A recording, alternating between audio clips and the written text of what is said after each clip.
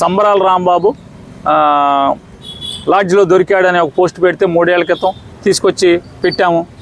పెడితే 10 రోజులు రిమాండ్లో ఉన్నాడు. తెలీదా పోలీస్ అంటే ఎట్టా ఉండతో? అంటే ఒక సోషల్ మీడియాలో 3 సంవత్సరాల క్రితం సంబరాల రాంబాబు లాడ్జ్లో దొరికాడు పోలీసులకి అని చెప్పని 3 ఏళ్ల క్రితం ఒక పోస్ట్ పెడితే ఆ పోస్టుని ఆధారం చేసుకుని కేసు పెట్టి 10 రోజులు రిమాండ్లో పెట్టాం. పోలీసు ఎట్లా ఉంటుందో తెలీదా మీకు? అదొకటే కాదు, సిబిఐ ఎంక్వైరీ చేయమని చెప్పింది కోర్టులు. అది కూడా తెలుసుకోమని చెప్పాం.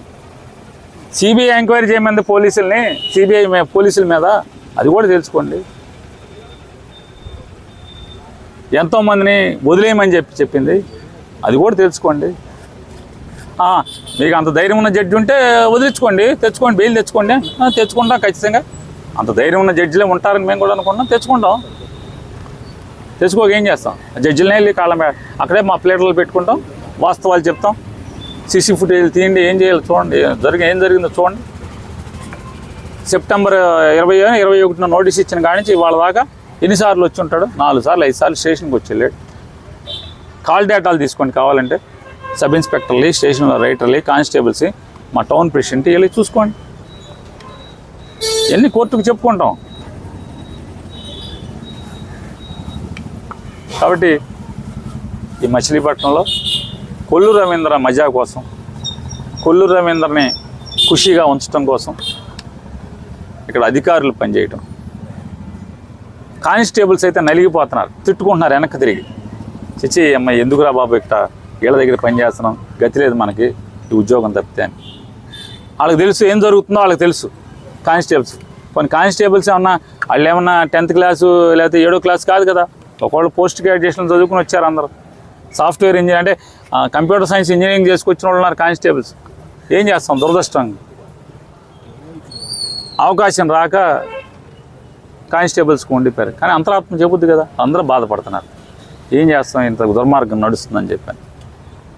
ఖచ్చితంగా ఫైట్ చేయడానికి సిద్ధంగా ఉన్నాం. న్యాయస్థానంలో వీళ్ళ మీద పోరాటం చేస్తాం. ఈ తప్పుడు కేసుల మీద, తప్పుడు అరెస్టుల మీద న్యాయస్థానంలో న్యాయం దొరుకుతుందని సంపూర్ణంగా విశ్వాసం వ్యక్తం చేస్తున్నాం. మేము వస్తామయ్యా, ఇప్పటికీ చెప్తున్నాం, వస్తామయ్యా అంటే కొంతవరకు నోటీసు, ఈ ఆధార్ కార్డులు అసలు ముద్దాయి లిస్ట్ ఎంతో ఇమ్మంటే ఇవ్వట్లేదు. చూడండి ఎంత విచిత్రం, ముద్దాయి లిస్ట్ ఎంతో. ఇవాళ ఇంత తప్పుడుతనంగా అరెస్ట్ చేసిన ఇతను అరెస్ట్ చేస్తున్నారు కదా. ఒక ఆర్ఎంపీ డాక్టర్ని ఇంటికి వెళ్ళి పోలీసుల సమక్షంలో ఒక సబ్ ఇన్స్పెక్టర్ 3 కానిస్టేబుల్స్ ఉండగా ఇల్లంతా ధ్వంసం చేసి అతన్ని చావబాది హత్యాయత్నం చేసి కాళ్ళు చేతులు ఇరగొట్టి మోకాళ్ళ మీద నుంచోబెట్టి వీడియోలు రికార్డ్ చేస్తే ఇంతవరకు వాళ్ళ మీద నోటీస్ ఇవ్వాల, పోలీస్ స్టేషన్కి కనీసం పిలవను కూడా పిలవాల. అరెస్టు సంగతి దేవుడెరుకు, పోలీస్ స్టేషన్కి పిలవాల. ఎవరయ్యారంటే పాత కేసుల్లో ముద్దాయిలు, ఎంతోమంది దళితులను కొట్టిన కేసుల్లో ముద్దాయిలు అరెస్ట్ అయ్యి బెయిల్ మీద బయట తిరుగుతున్నటువంటి ముద్దాయిలు. మరి ఇటువంటి రౌడీలని విచ్చలవిడిగా బతిమాలుతున్నాడు. ఒక చోట వీడియోలో బతిమాలుతున్నాడు, సార్ మీ ప్రభుత్వం సార్ అని. అదేం రౌడీ షీటరు. పలు కేసుల్లో, రౌడీజం కేసుల్లో, దాడుల కేసుల్లో, హత్యాయత్నాల కేసుల్లో ముద్దాయిలుగా ఉన్న వాళ్ళని వీళ్ళు బతిమాలుతున్నారు. తప్పు అండి, మీ ప్రభుత్వం అండి, మీ ప్రభుత్వం అండి, మీ ప్రభుత్వానికి చెడ్డ పేరు వస్తుందండి. ఇంతవరకు నోటీస్ ఇవ్వలేదు, పిలవలేదు, అరెస్ట్ చేయలేదు.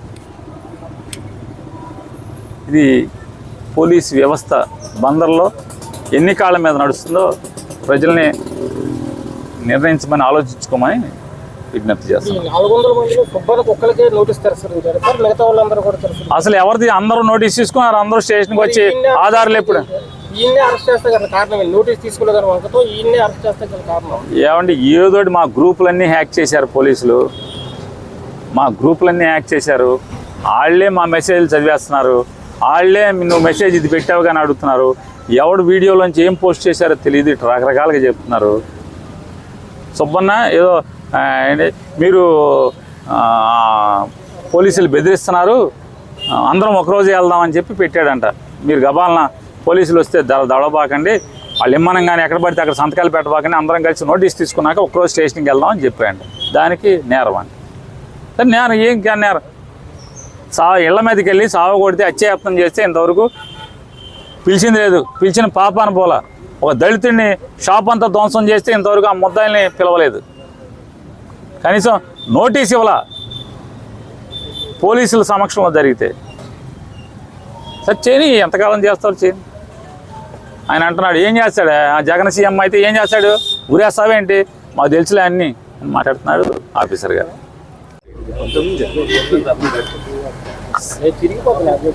సెప్టెంబర్ 19వ తారీఖున ప్రైవేటు మెడికల్ కాలేజీలకి ఏదైతే ఆంధ్రప్రదేశ్ రాష్ట్రంలో ప్రభుత్వ మెడికల్ కాలేజీలు నిర్మాణంలో ఉన్నటువంటి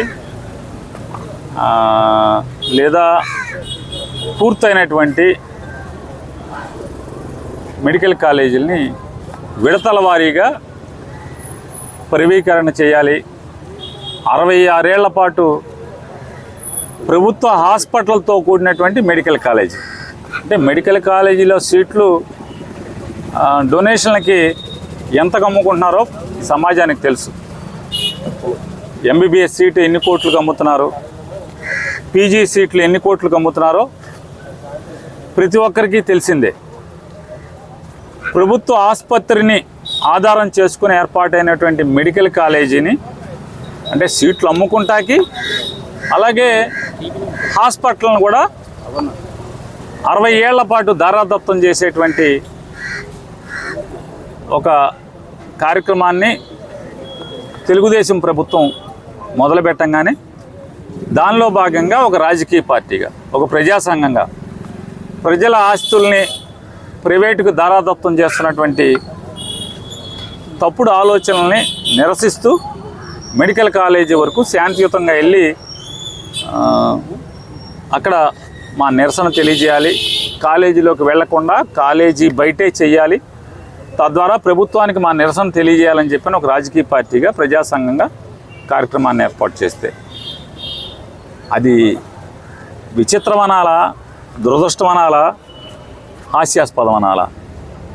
తెలుగుదేశం పార్టీ ప్రభుత్వంలోకి ఎక్కిన దగ్గర నుంచి 365 రోజులు సెక్షన్ 30 పోలీసు చట్టం అమల్లో ఉంటాం. రోజు 144 సెక్షన్, రాష్ట్రం అంతా కూడా 144 సెక్షన్, రోజు సెక్షన్ 30 పోలీస్ యాక్ట్ అమల్లో ఉంటాం. ఇది విచిత్రమా? లేదే ప్రజాస్వామ్యాన్ని అంటే ఇనుపు సంఖ్యలతో లేకపోతే ఈ చట్టాలతో అణిచివేద్దామనే, తద్వారా రాజ్యాధికారాన్ని సుస్థిరం చేసుకోవచ్చు అనేటువంటి తప్పుడు ఆలోచన మరి పాలకులకే తెలియాలి, ప్రజల ఆలోచనకే వదిలేస్తున్నాం. ఇలా ఉంటే మేము సెక్షన్ 30 అమల్లో ఉంది, మీకు పర్మిషన్ ఇవ్వలేదు, మీరు వెళ్ళబాకండి అంటే 365 రోజులు సెక్షన్ 30 అమల్లో ఉంటే ఎలా? అంటే ప్రజలు ఎవరు గొంతెత్తకూడదా, నిరసన తెలియకూడదా? తప్పుని తప్పు, ఈ ప్రజాస్వామ్య దేశంలో ఒక ప్రభుత్వం ఒక రాజ్యం తప్పు చేస్తుంటే తప్పని కూడా గొంతెత్తే అధికారం లేదు. పోలీసు పర్మిషన్ ఇస్తేనే, ప్రభుత్వం పర్మిషన్ ఇస్తేనే వాళ్ళు చెప్పినట్టుగానే ధర్నా చేయాలి అంటే ఇది జరుగుద్దా? ఈ ప్రజాస్వామ్య దేశంలో అవుతుందా? నిరసన తెలియజేశాం, ఇంకా 100 మీటర్ల యువతలే పోలీసులు ఆపారు, ఆగిపోయాం, మా ఓపుకున్నంత మేర మా నిరసన తెలియజేశాం, అక్కడి నుంచి వచ్చాం. వచ్చిన రోజు రాత్రి ఎఫ్ఐఆర్ 42 మందికి అని కట్టారు, రాత్రి 12:30కి 400 మంది అని ప్రెస్ నోట్ పంపించారు పోలీసు వారు. దాంట్లో అక్కడి నుంచి నోటీసులు ఇవ్వడం స్టార్ట్ చేశారు. విడతల నోటీసులు ఇచ్చిన వాళ్ళందరూ కూడా దాదాపుగా వచ్చారు. పోలీస్ స్టేషన్కి వచ్చాం, వచ్చి ఎప్పుడో చెప్పాం. కొంతమందికి ఒకే చోట అందరినీ ఫోన్లు చేసి లిస్ట్ ఇస్తే అందరూ అంటే అందరూ వచ్చి నోటీసులు తీసుకున్నారు. ఇంటింటికి ఎక్కడ వెళ్తారా పోలీసులు? ఇదే ఉద్యోగమా? 400 మందికి నోటీస్ ఇవ్వడం అంటే పోలీసులకు ఇదే ఉద్యోగం అవుతుంది. ఇక లా అండ్ ఆర్డర్ చూడటం ఉండదు. మీరు ఎవరో లిస్ట్ ఇవ్వండి, అందరూ వచ్చేసి సంతకాలు పెడతారని చెప్పాం. అట్లా సంతకాలు పెడుతున్నాం. దానిలో మా పట్టణాధ్యక్షుడు అయినటువంటి వైఎస్ఆర్ కాంగ్రెస్ పార్టీ మచిలీపట్నం పట్టణాధ్యక్షుడు అయిన సుబ్బన్న నోటీస్ తీసుకుని ఇప్పుడు 4 సార్లు పోలీస్ స్టేషన్కి వచ్చాడు. ఆ కన్సర్న్ సబ్ ఇన్స్పెక్టర్ గారితో చర్చించాడు. ఏమండి ఎప్పుడు రమ్మంటారు, అందరం వస్తామని చెప్పని. ఆయన నేను చెప్తానని చెప్పి చెప్తున్నారు, కానీ ఇంతవరకు వారు చెప్పలేదు. చెప్పకపోగా ఇవాళ సడన్గా మా నోటీసు తీసుకుని కూడా చట్టాన్ని ధిక్కరించి మాకు వచ్చి కంప్లై చేయలేదు కాబట్టి అని చెప్పి పొద్దున్నే నిన్నటి నుంచి కవర్ చేస్తున్నారు. ఒకసారి మాట్లాడాలరా, ఒకసారి పర్సనల్గా మాట్లాడాలరా అని చెప్తున్నారు. కాదండి, మా మేనగోళ్ళ పెళ్ళి ఉంది, మా బావలేడు, తోబుట్టు ఒక్కతే, తండ్రి లేని పిల్ల, పెళ్లి చేయాలి, మేము మేనమావలు, ఇంకెవరు లేరని చెప్తున్నారు. అయినా సరే ఈ కేసు స్టేషన్కి సంబంధం లేనటువంటి ఒక సిఐ గారు రా ఒకసారి నీతో పర్సనల్గా మాట్లాడాలంటే, ఏంటి పర్సనల్గా మాట్లాడాలంటే ఏమన్నా మా పిల్లకి ఏమైనా సంబంధం చూస్తున్నాడా, లేకపోతే మా మేనగోళ్ళ పెళ్ళికి ఏమైనా సాయం చేస్తాడా, ఏంటి ఎందుకు అని వెళ్ళాడు. ఈయన వెళ్తే కూర్చోబెట్టి పై ఆఫీసర్ల దగ్గరికి వెళ్ళి కూర్చొని మాట్లాడుకుంటున్నారు. గంటలు అవుతున్నాయి. ఇంట్లో ఆడవాళ్ళు ఫోన్ చేస్తున్నారు, భార్య పిల్లలు. మా నాన్న పొద్దున్నే సిఐ గారు ఫోన్ చేస్తే వెళ్ళాడు, ఇంతవరకు రావట్లేదు, పెళ్లి పనులు ఏం చేయాలో అర్థం కావట్లేదు అయ్యి అని చెప్పని స్టేషన్కి వచ్చాం. స్టేషన్కి వచ్చి ఏంటండి అంటే, మేము పలానా కేసులో మేము రమ్మంటే రాలేదు, 41 నోటీస్ ఇచ్చాం. ఇదేంటంటే రోజు స్టేషన్కే తిరుగుతున్నాడు కదా, రాపోతాం ఏంటి, మా అందరి తరఫున అతనే ఒకళ్ళ తప్పుచ్చుకుని మీ దగ్గరికి ఎప్పుడు రమ్మంటే ఎప్పుడు వస్తాం, మీకు ఏం కావాలి వచ్చి చెప్తారు కదా, ఎందుకు మీకు 400 మందితో స్టేట్మెంట్లు ఎప్పుడు రికార్డ్ చేసుకోవాలి, ఎప్పుడు అవుతాయి అన్న ఎందుకండి అని చెప్తున్నాం. విడివిడిగా బెదిరిస్తున్నారు కొంతమంది, నోటీస్ ఇస్తాకెళ్ళి బెదిరిస్తున్నారు, జాగ్రత్త ఇంకోసారి రోడ్డు ఎక్కితే మిమ్మల్ని అది చేస్తాం అని చెప్పని. కాబట్టి అందరం కలిసి ఒకసారి వేస్తాం. ఇందులో ఆడపిల్లలు ఉన్నారు, చాలామంది మహిళా కార్పొరేటర్లు ఉన్నారు, మహిళలు ఉన్నారు, వీళ్ళందరిని కూడా కేసులో ఇరికిచ్చారు, కేసు పెట్టి రమ్మంటున్నారు స్టేషన్కి అని చెప్పని ఉద్దేశంతో మేము అందరం ఒకసారి వస్తామండి అని కూడా చెప్పాం. కానీ అది చెప్పకపోగా ఇవాళ సడన్గా మా నోటీసుని ధిక్కరించాడు కాబట్టి మేము అరెస్ట్ చేస్తామని చెప్పని తీసుకున్నారు. మేము వచ్చి అడుగుతుంటే పోలీసు మీద గట్టిగా మాట్లాడతారా అంటే వాళ్ళు ఏమైనా మాట్లాడచ్చు, వాళ్ళు మమ్మల్ని బెదిరించవచ్చు, చట్టాన్ని ఇష్టం వచ్చినట్టుగా మలుచుకోవచ్చు. స్టేషన్కి వస్తే అంటే పోలీసు కదా, మేము కొల్లు రవీంద్రకి అనుకూలంగా పనిచేస్తే అతను కాసుకుంటాడు, మమ్మల్ని ఎవరేం చేయలేరు అనేటువంటి అహంభావం ఉండొచ్చు. కానీ చట్టాలు కోర్టులు ఉన్నాయని చెప్పినా కూడా అంటే వాళ్ళు గట్టిగా మాట్లాడితే మేము తిరిగి గట్టిగా సమాధానం చెప్పకూడదంట. అర్థం కావట్లా. పోలీస్ స్టేషన్ మీద దాడికి వచ్చారంటారు. మీరు పొద్దున్నే మాట్లాడుకుందాం రా, నీ వ్యక్తిగతంగా నీతో చాలా విషయాలు మాట్లాడుకోవాలి, నీకేదో అది చేయాలి ఇది చేయాలని చెప్పి సాయం చేయాలని పిలిచి, సాయం చేయాలంటే ఏమనుకుంటారు, ఫ్రెండ్షిప్ మీద రమ్మంటే వచ్చాడు, మీరు అరెస్ట్ చేసి తెచ్చి వచ్చారనుకోండి వేరుగా ఉంటుంది, లీడర్లు వస్తారు. అలాగా ఉండేలా వచ్చి ఏంటి పొద్దునుంచి కూర్చోబెట్టారంటే అని చెప్పి వచ్చాం. ఏదైనా ఒక పట్టణాధ్యక్షుడు కూర్చోబెడితే ఆందోళన మాకు రాదా, నిర్బంధిస్తే మీరు వచ్చాక ఏం చెప్తున్నారు, అయితే అరెస్ట్ చేయండి, మాకు అరెస్ట్ చేసిన నోటీస్ ఇవ్వండి అంటే మేము ఇవ్వం, వాళ్ళ భార్యకి ఇస్తాం. నేను బాబాయినండి అంటే నువ్వు బాబాయ్ అని మాకు రుజువు ఏంటి, బాబాయిని కాదని మీ దగ్గర ఏం రుజువు ఉంది అంటే అతను చెప్పాడు మా బాబాయ్ అండి, మా రక్త సంబంధం, మా బాబాయ్ అని చెప్పి అతను చెప్తున్నాడు. చూడండి ఎలా వితండవాదం, ఎవరినో సాటిస్ఫై చేయటం కోసం, ఎవడో రాజకీయ నాయకుడిని ఒకడిని ఆయన్ని మజా చేయడం కోసం, ఆయన్ని ఖుషి చేయడం కోసం ఇట్లాంటి ఆలోచనలు చేయటం, ఇట్లాంటి పనులు చేయటం పోలీసులు. మేము సిద్ధంగా ఉన్నాం, మరో వస్తాం, మీరు ఎప్పుడో చెప్పండి, వచ్చి సంతకాలు పెట్టి ఆధార్ కార్డులు ఇచ్చేస్తామని చెప్తున్నాం. ఇవాళ శనివారం ఆదివారం చూసుకుని వాళ్ళు తీసుకొచ్చి ఏ టైంలో పెడతారో తెలియదు, మేము కోర్టుకు పెడతాం తెచ్చుకోండి అంటున్నారు. తప్పకుండా కోర్టులు ఏం గుడ్డి కాదు కదా. కోర్టులు ఎన్నిసార్లు చెప్పినా, హైకోర్టులు కింద జిల్లా కోర్టులు ఎన్నిసార్లు చెప్పినా కూడా వీళ్ళకి అసలు కోర్టులు అంటే చాలా నీచంగా, అంటే చాలా చిన్న స్వభావం కనపడుతుంది వీళ్ళకి. కోర్టులు ఏం చేస్తాయి, మేము రిమాండ్కి పెడితే మా రిమాండ్ని రద్దు చేసే అధికారం కోర్టులకి ఎక్కడ ఉంటుంది, జడ్జిలు అంత ధైర్యం చేస్తారా అని మాట్లాడుతున్నారు. ఏం చెప్తాం. ఇవాళ మీకు గుర్తులేదా, సోషల్ మీడియాలో ఊరికే రాంబాబు, సంబరాల రాంబాబు. హిట్ టీవీ యాప్, ఇందులో short news, live news, entertainment shows, movies, digital magazines తో పాటు మీ జిల్లా వార్తలను కూడా ఫ్రీగా చూడొచ్చు.